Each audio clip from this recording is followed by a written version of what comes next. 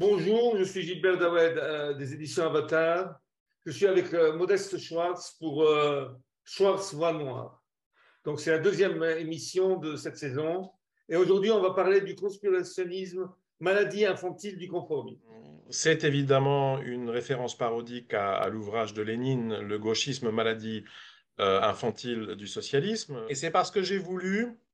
Alors, je sais que je m'expose au procès en violation de copyright des avocats de l'excellent Nicolas Bonal, mais j'ai voulu, une fois n'est pas coutume, au lieu de voir noir sans arrêt, pousser moi aussi un coup de gueule. Donc, pour aussi prêter main forte à mes camarades Rudi Reichstadt, au Petit Mendès France, etc., contre le conspirationnisme. Parce que c'est vrai que c'est fatigant. Et moi aussi, je me heurte constamment à ce travers intellectuel. Et alors, sous quelle forme? Une forme peut-être originale, pas celle dont on a le plus l'habitude, j'imagine. Et pour faire comprendre de quelle forme il s'agit, je commencerai par une blague qui avait cours sous diverses formes, d'ailleurs, et comme d'habitude, 36 variantes, dans divers pays de ce qu'on appelait le bloc Est, des pays du socialisme réel, dans lesquels j'ai passé le plus gros de ma vie adulte. Alors, dans une variante très très réaliste, parce qu'elle fait référence à une usine qui existe encore aujourd'hui d'ailleurs, que je suis passé devant. C'est la blague telle qu'elle était racontée dans la Roumanie de Ceausescu. C'est un des ouvriers de la fabrique de machines à coudre de Koudjir, en l'occurrence une bourgade du sud de la Transylvanie.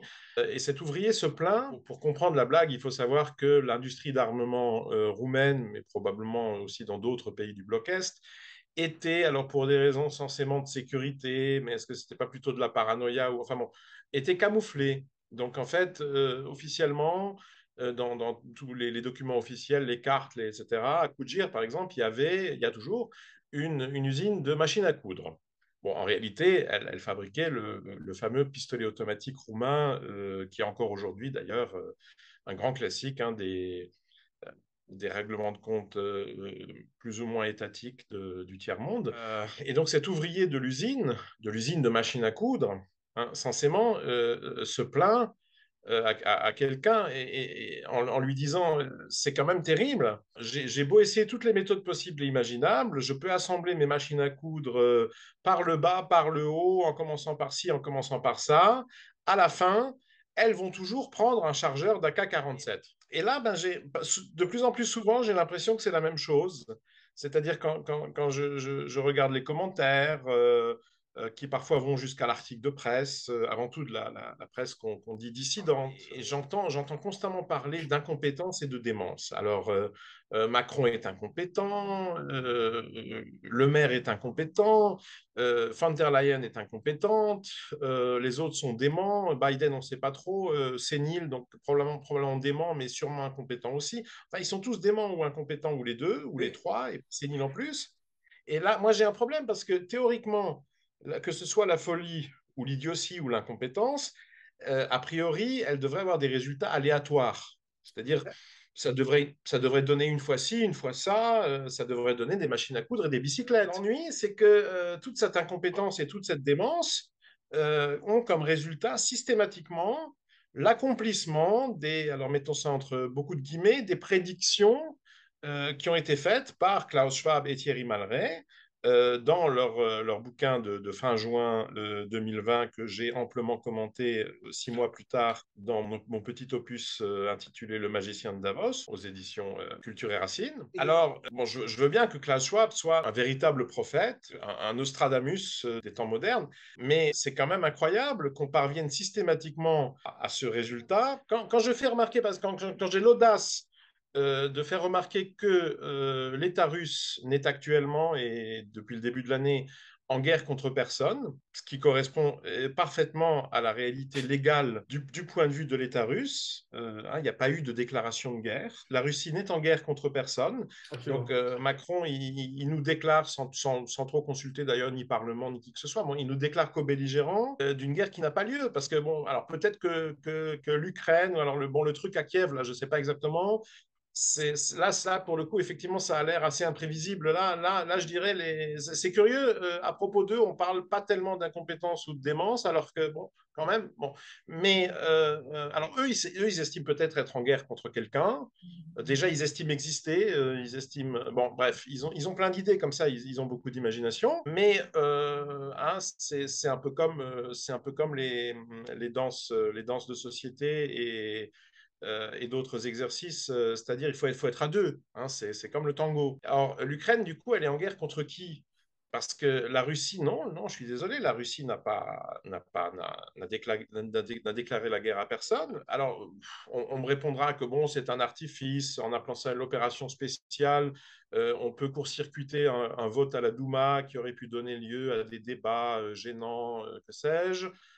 Oui, enfin, il semblerait que l'opinion et en tout cas la représentation politique russe soit belliciste, donc le vote serait passé, que ça aurait impliqué une mobilisation qui est impopulaire, et ça on le voit effectivement quand on voit les mobilisables potentiels se presser, saturer complètement toutes les villes du voisinage de la Russie où ils ont pu se rendre sans visa, donc Tbilissi, Yerevan, Minsk, etc., où vous ne trouvez plus un Airbnb sous 50 euros la nuit. Bon, d'accord, mais ça a aussi beaucoup d'autres avantages, en fait, cet état de non-guerre dans lequel se trouve la Russie. Et là, je citerai sur les pas de l'excellent Edward Slavsquat, dont je recommande le blog à tout le monde, et qui, sur ce blog et sa chaîne Telegram, citait récemment, reproduisait un article du Chronicle qui fait état d'une décision des autorités de Kiev. Elles acceptaient une offre de transit qui leur avait été soumise par Gazprom de l'État russe. Et donc l'Ukraine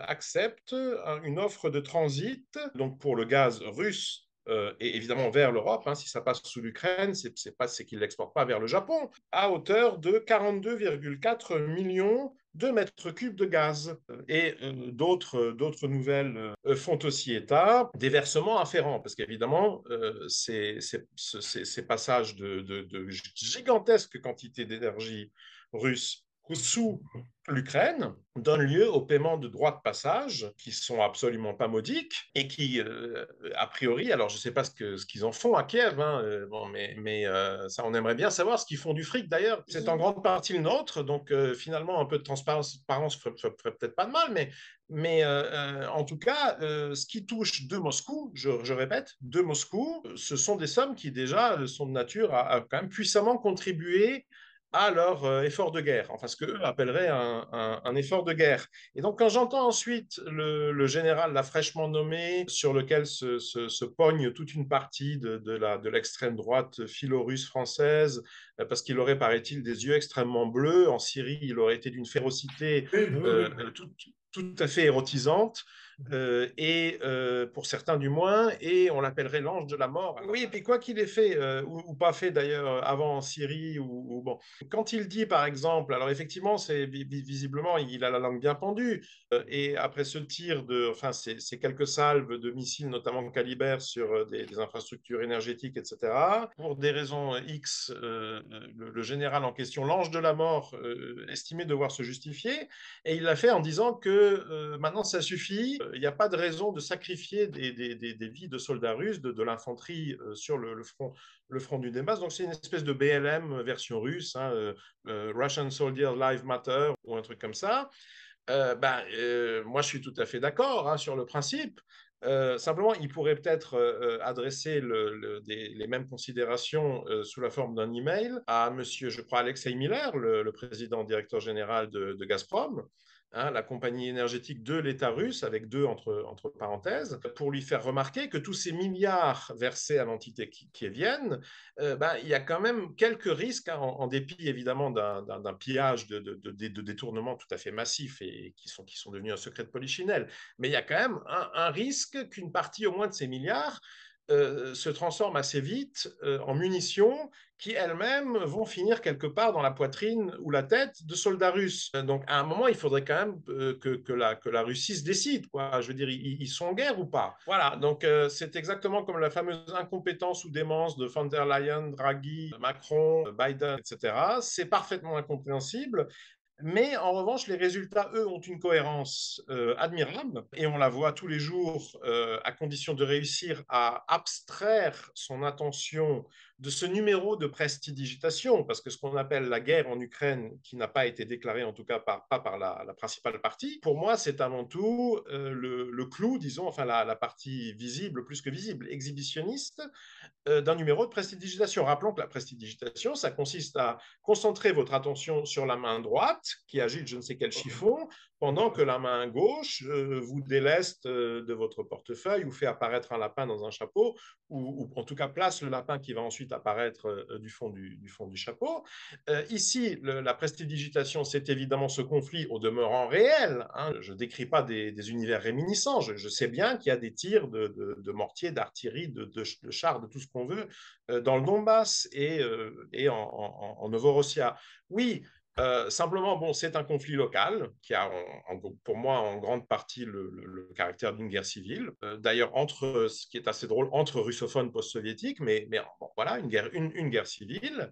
Mais est-ce qu'on présente par ailleurs comme ses conséquences, hein, exactement comme avant, c'était les conséquences de je ne sais quelle pandémie plus ou moins. C'est quelque chose qui n'a absolument aucun rapport de proportionnalité avec ça.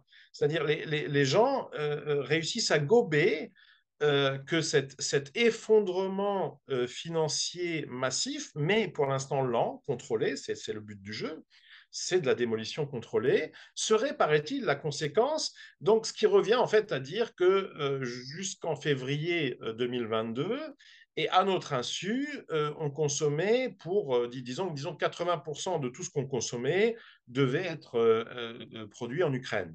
Donc moi, pour avoir traversé ce pays y avoir passé plus d'un mois il y a moins de 3 ans, en long et en large, enfin, oui, j'ai bien vu par ça et là, oui, alors il y a le Tchernosium, oui, un peu d'agriculture, quelques usines, enfin, généralement plutôt des ruines d'usines d'ailleurs.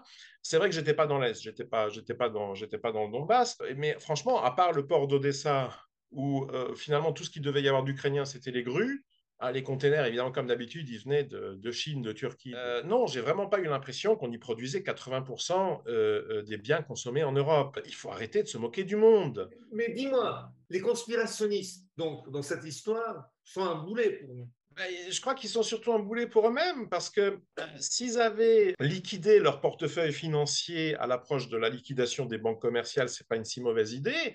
Pour, par exemple, comme Bill Gates, devenir des méga investisseurs de l'agro-business, à ce moment-là, je dirais, bah, finalement, pourquoi pas?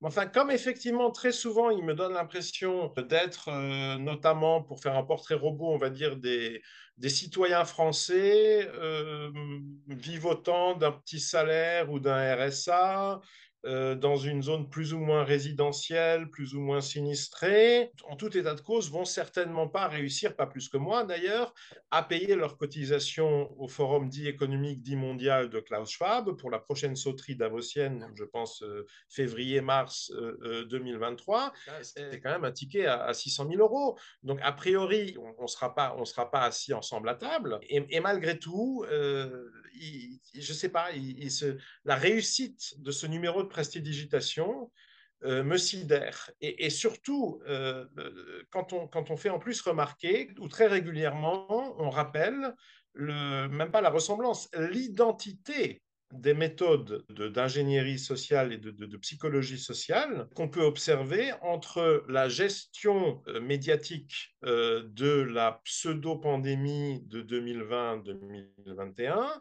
et la gestion médiatique de la pseudo-guerre mondiale qui commence, paraît-il, en février 2022. Alors, à propos de février 2022, non seulement bon, on a rappelé hein, les réalisations vraiment époustouflante, il faut le dire, de l'administration Zelensky en Ukraine. Moi, j'étais en Ukraine au moment où il a été élu. Alors, c'est vrai qu'il y avait un ras-le-bol très, très sensible de la population vis-à-vis de tout ce qui avait précédé, en réalité, hein, indifféremment. Alors, peut-être plus marqué vis-à-vis de Poroshenko, qui était le président en fonction à ce moment-là. Les gens ne l'aimaient pas particulièrement. Donc, Zelensky est arrivé au pouvoir et il faut dire que ses réalisations sont époustouflantes. Alors, en l'espace de dans moins de 2 ans, il a fait de l'Ukraine, qui, moi, m'avait quand même fait un peu l'impression d'un champ de ruines, hein, enfin, quelque chose entre le terrain vague, le champ de ruines. Bon. Il en a fait un géant industriel mondial, puisque, comme on vient de le dire, 80% de tout ce qu'on consommait sans le savoir. Et c'est pour ça que le prix double. Mais en plus, il en a fait un pays, j'ai envie de dire, médiumique, qui a une sorte de sensibilité géopolitique à fleur de peau, étant donné que pour ceux qui auraient quand même qui auraient les yeux en face des trous, ceux-là se souviendront peut-être que les prix, en réalité, ont commencé à grimper Avant. des mois, presque un an, avant le début Absolument. de l'infâme agression russe contre la virginale et industrieuse Ukraine.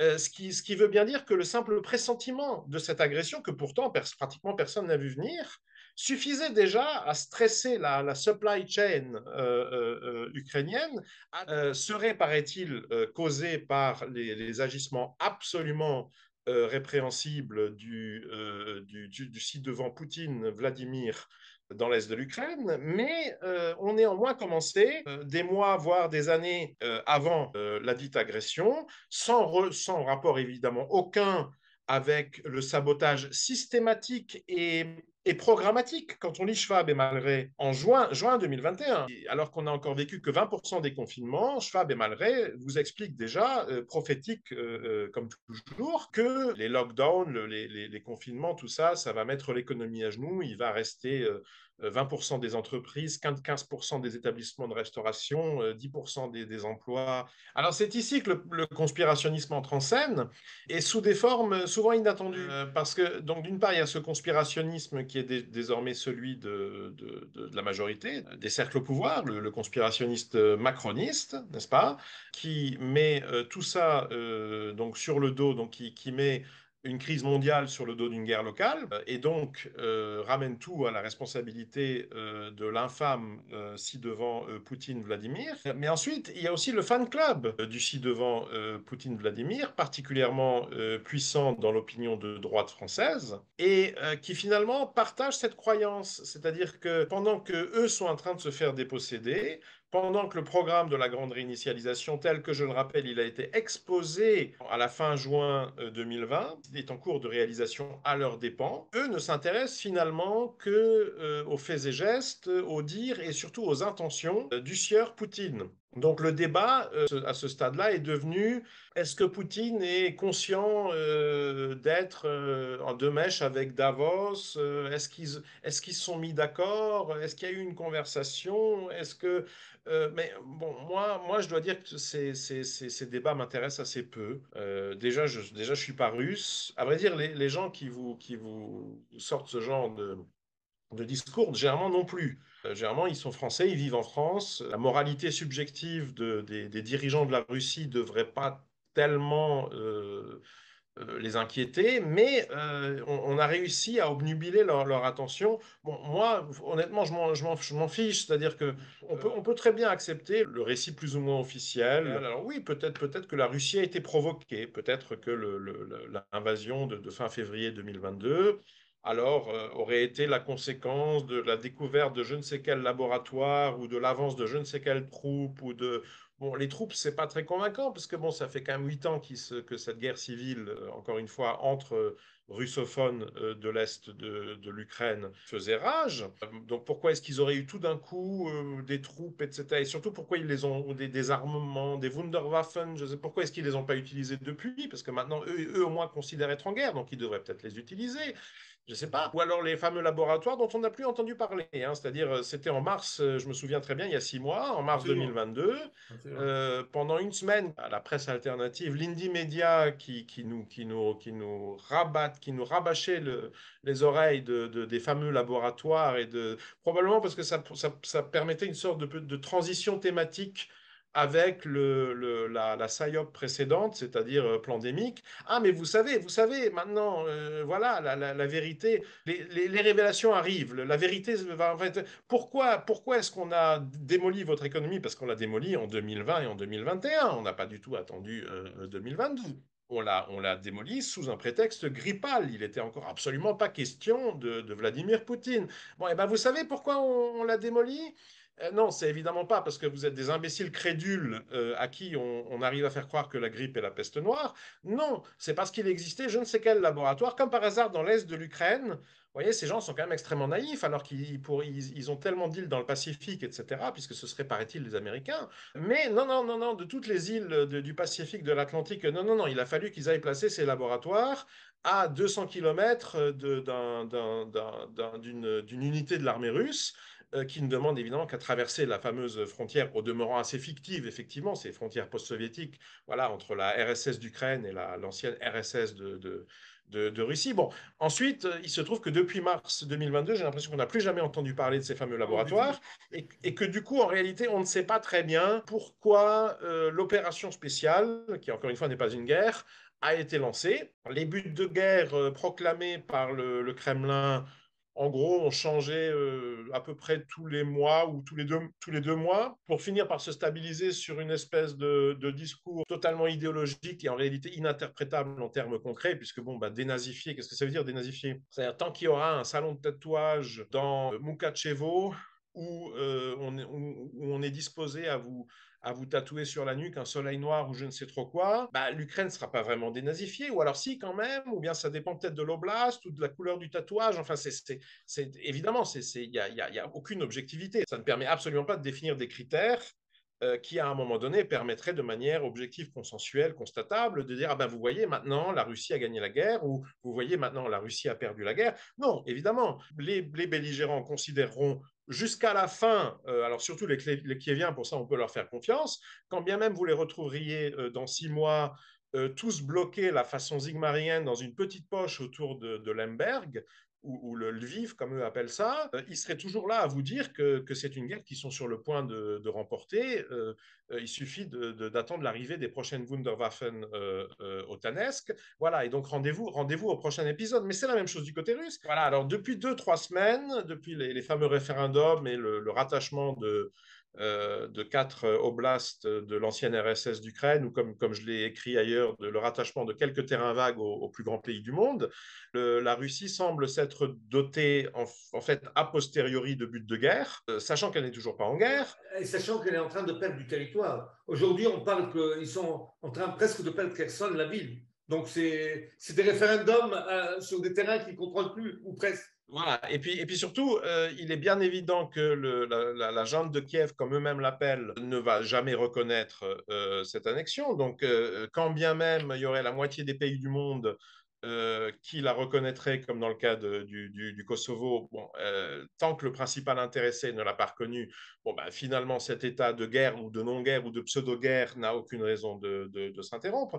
Donc, moi, en réalité, qu'il y ait eu une complicité subjective consciente des autorités russes avec Davos et son programme de grande réinitialisation, ou que la Russie ait, comme les pro-russes l'affirment, été provoquée et contrainte à cette action néanmoins totalement irrationnelle et à cette guerre qu'elle ne peut ni perdre ni gagner, pour moi, en réalité, ça revient au même. C'est-à-dire, ça ne fait pas partie des questions qui m'intéressent particulièrement. Moi, surtout, ce que je vois, c'est que, alors que tout le monde me parle d'incompétence, de démence, de sénilité, bon, et ben, comme par hasard, les résultats de toute cette incompétence et de toute cette démence, eux, sont parfaitement cohérents, sont dans la suite logique de ce qu'on a vécu pendant la pseudo-pandémie, qui elle-même, comme par hasard, se trouve réaliser les objectifs, alors non seulement du programme publié fin juin 2021 par Klaus Schwab et Thierry Malray, mais même en réalité déjà du Green Deal que cette brave